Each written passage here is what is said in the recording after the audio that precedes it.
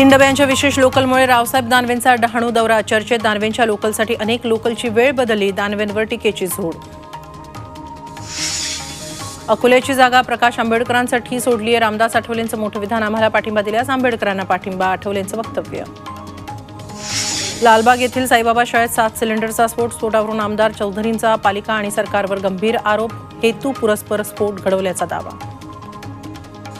विरारमध्ये RTI कार्यकर्त्याच्या घरात मध्यरात्री अज्ञातांकडून गोळीबार. कोणीही जखमी नाही. विरार पोलिसांत गुन्हा दाखल. नागपुरात आज वाहतुकीसाठी अनेक उड्डाणपूल बंद. नायलॉन मांजानं दुर्घटना घडू नये यासाठी निर्णय.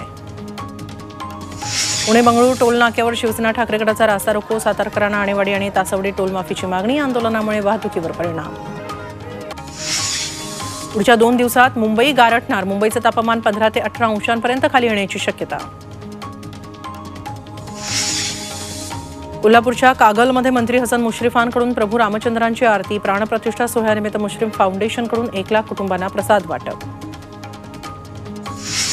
आजपासून मुंबईवरून थेट अयोध्येसाठी विमानसेवा. अयोध्येसाठी इंडिगोचं विमान 12:30 वाजता उड्डाण.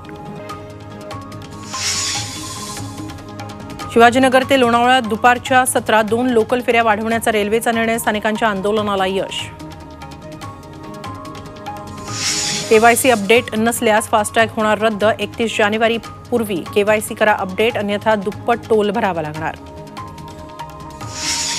प्रधानमंत्री आवास योजना ग्रामीणच्या 1 लाख लाभार्थ्यांना पंतप्रधानांकडून पहिल्या टप्प्याच्या मदतीचं वाटप. लाभार्थ्यांशी साधला संवाद.